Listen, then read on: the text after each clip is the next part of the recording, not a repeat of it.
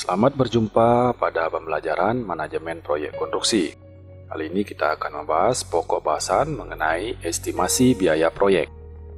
Adapun tujuan pembelajaran adalah untuk memahami dasar perhitungan harga bangunan dan strategi penawaran dalam tender yang meliputi proses pembuatan estimasi biaya, metode perhitungan atau analisa biaya, kemudian rencana anggaran biaya atau RAB, struktur biaya, aplikasi perhitungan, dan kemudian strategi penawaran.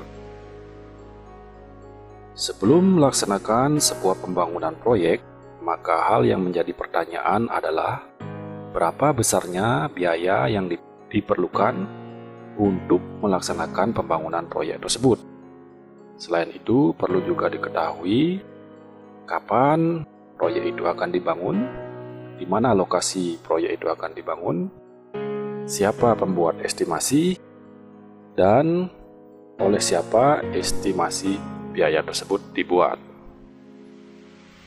Sebelum kita membahas lebih lanjut, maka terlebih dahulu kita harus memahami apa yang dimaksud dengan estimasi biaya.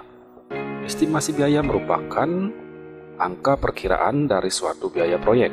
Estimasi ini diperoleh melalui perhitungan banyaknya biaya yang diperlukan untuk bahan dan upah, serta biaya-biaya lain yang berhubungan dengan pelaksanaan proyek. Estimasi biaya dapat diklasifikasikan berdasarkan siapa pembuatnya dan tingkat ketelitian pembuatan estimasi biaya tersebut. Yang pertama adalah estimasi biaya yang dibuat oleh pemilik proyek. Estimasi biaya oleh pemilik proyek ini masih bersifat kasar. Artinya bahwa estimasi yang dibuat masih menggunakan atau dibuat berdasarkan pada volume pekerjaan secara global. Misalnya saja, untuk membangun sebuah rumah sederhana, maka misalnya diperlukan biaya sebesar 2 juta rupiah per meter persegi. Contoh lain misalnya untuk membangun sebuah ruang kelas suatu sekolah, diperlukan biaya misalnya 500.000 rupiah per bangku dan sebagainya. Estimasi biaya yang dibuat oleh pemilik proyek ini bertujuan untuk menentukan apakah ide atau gagasan untuk membangun proyek ini cukup layak untuk dilaksanakan atau tidak.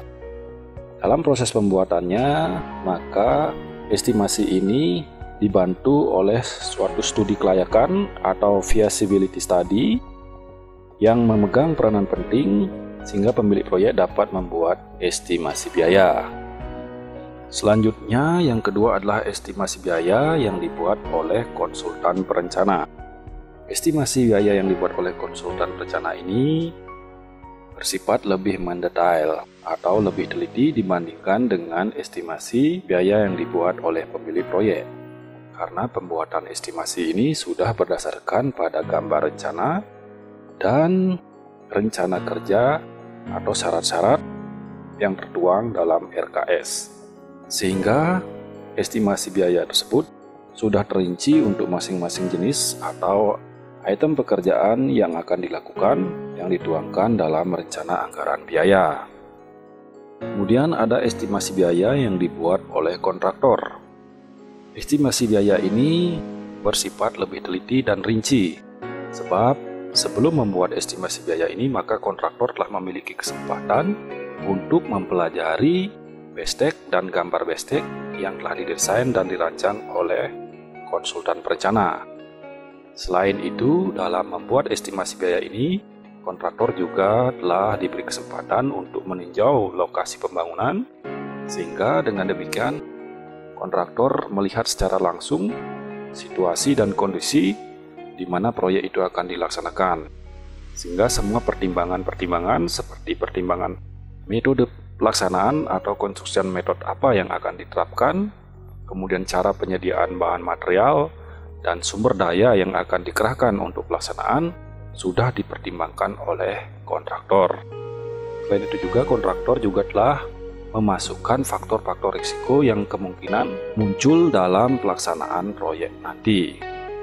Apabila nilai dari rencana anggaran biaya yang telah dibuat kontraktor ini kemudian diikutkan dalam sebuah pelelangan atau tender, dan dituangkan dalam surat perjanjian kerja atau kontrak, maka nilai ini adalah bersifat pasti atau fixed price, yang artinya bahwa nilai tersebut tidak akan berubah meskipun ada perubahan harga bahan material dan sebagainya, kecuali sebelumnya telah disepakati dan dituangkan dalam kontrak. Kemudian kita lihat struktur biaya proyek. Biaya proyek dapat diklasifikasikan menjadi dua, yaitu biaya langsung atau direct cost dan biaya tak langsung atau indirect cost. Biaya langsung adalah merupakan biaya yang langsung berhubungan dengan konstruksi bangunan.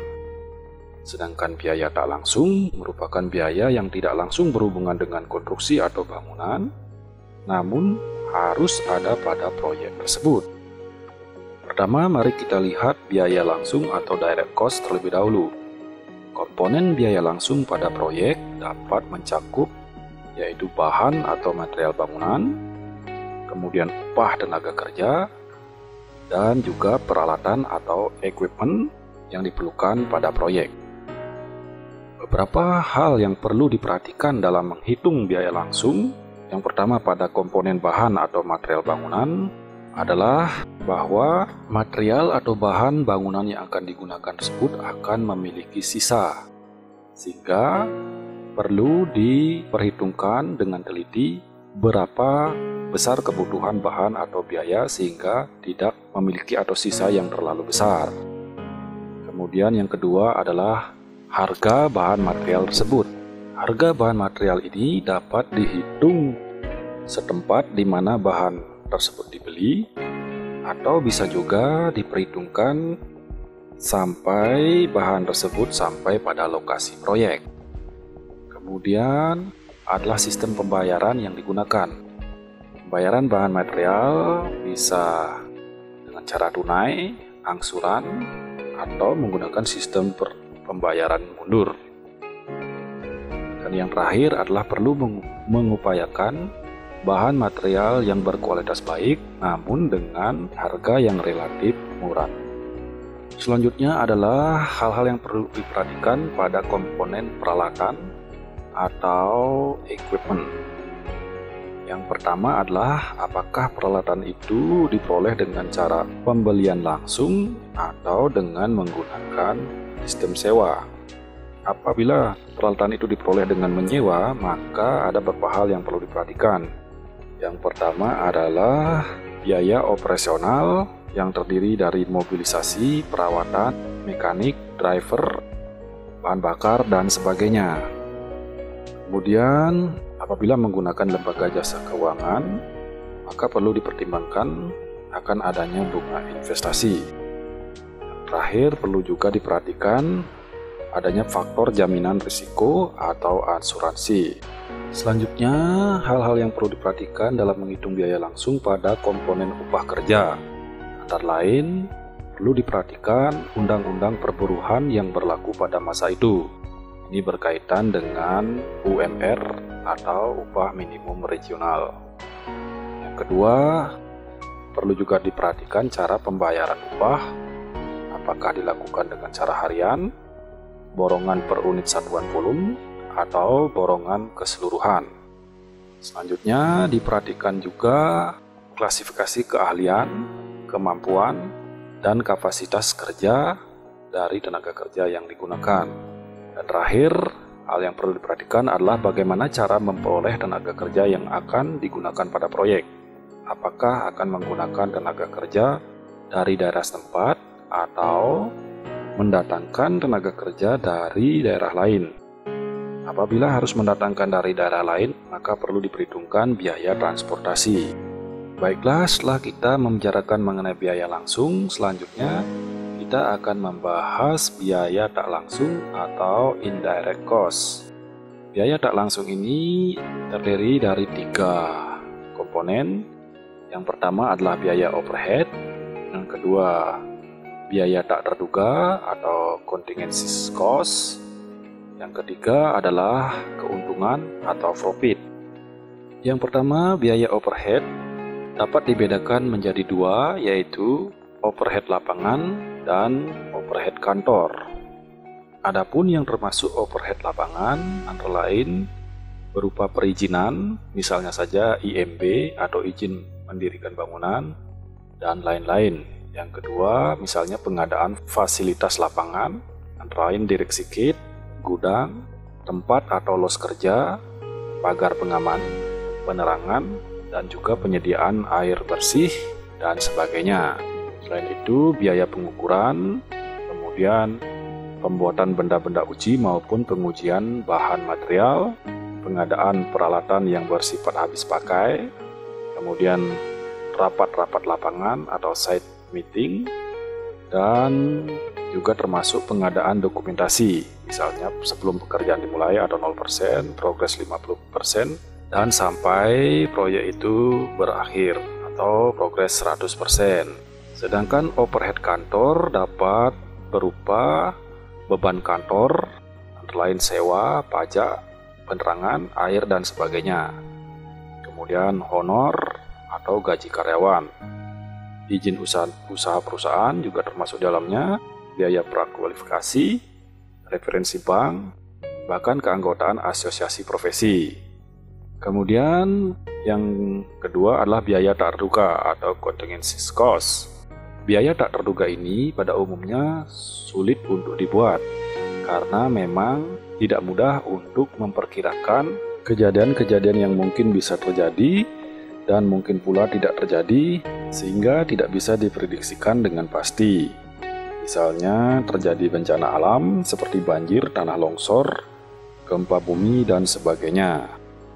Namun demikian, berdasarkan beberapa contoh kasus, besarnya atau estimasi biaya tak terduga ini biasanya diambil sebesar 0,5% sampai dengan 5% dari biaya keseluruhan proyek.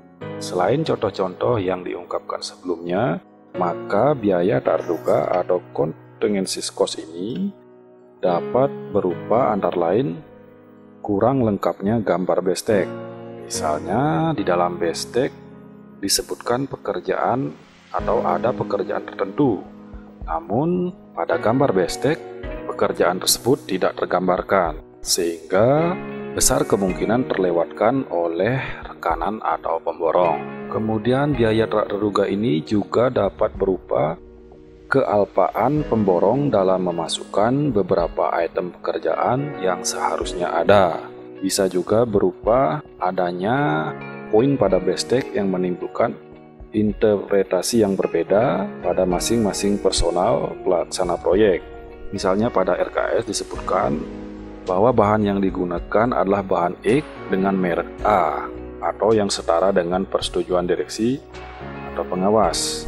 Dalam hal ini bisa jadi pemborong akan menyediakan bahan X namun dengan merek B, dengan anggapan atau kontraktor memiliki anggapan bahwa bahan X dengan merek B tersebut memiliki kualitas yang setara dengan merek A. Namun apabila hal tersebut tidak disetujui atau belum disetujui oleh direksi atau pengawas, maka ini akan menjadi suatu masalah atau masuk dalam kategori biaya tak terduga. Contoh lain, misalnya dalam bestek atau RKS disebutkan bahwa spesifikasi teknis bahan material tertentu seperti merek A. Dalam hal ini pemborong tidak harus menyediakan bahan material merek A tersebut, namun bisa menyediakan merek lain dengan asumsi material yang disediakan tersebut memiliki spesifikasi teknis yang sama dengan bahan material merek A. Yang menjadi masalah di sini adalah apakah bahan yang disediakan oleh pemborong tersebut dapat diterima atau tidak oleh direksi atau pengawas. Dalam kondisi ini, maka akan terjadi ketidakpastian yang bersifat subjektif. Selanjutnya, kategori biaya tak terduga yang lain adalah adanya fluktuasi nilai atau harga bahan material ataupun fluktuasi dari nilai upah kerja dari tenaga kerja yang digunakan. Fluktuasi dari bahan material dan upah tenaga kerja ini bahkan sulit untuk dapat diprediksi. Selain itu, biaya tak terduga dapat juga berupa perlu tidaknya suatu pekerjaan dilakukan. Misalnya saja pada contoh Contoh-contoh kasus pembuatan sebuah pekerjaan pondasi, di mana pondasi ini dibuat pada tanah yang kurang baik dengan air muka yang cukup tinggi. Maka untuk mengerjakan pondasi ini perlu dipertimbangkan apakah dilakukan dengan pemasangan sheet pile atau dinding turap untuk pengaman atau tidak. Dengan demikian, pada kondisi ini tentu akan terjadi ketidakpastian yang bersifat objektif. Bila dilakukan pekerjaan pemasangan sheet pile atau dinding turap pada pondasi tersebut, maka ini merupakan pekerjaan tambahan yang harus diperhitungkan pula dalam pembuatan estimasi biaya. Selanjutnya, komponen terakhir dari biaya tak langsung adalah keuntungan atau profit. Keuntungan yang dimaksud di sini bukanlah honor atau gaji, namun keuntungan yang dimaksud adalah merupakan penghargaan atas hasil jerih payah dan keahlian yang telah diberikan kepada owner, serta adanya faktor risiko yang harus ditanggung oleh pihak kontraktor.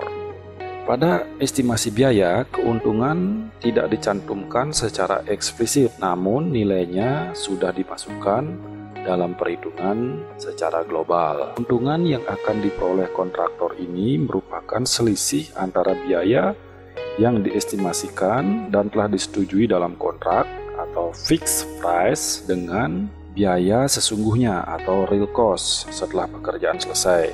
Dengan demikian, apabila dirumuskan secara matematis, maka nilai dari profit ini adalah merupakan selisih dari fixed price dikurangi dengan real cost yang merupakan keuntungan bagi kontraktor pelaksana.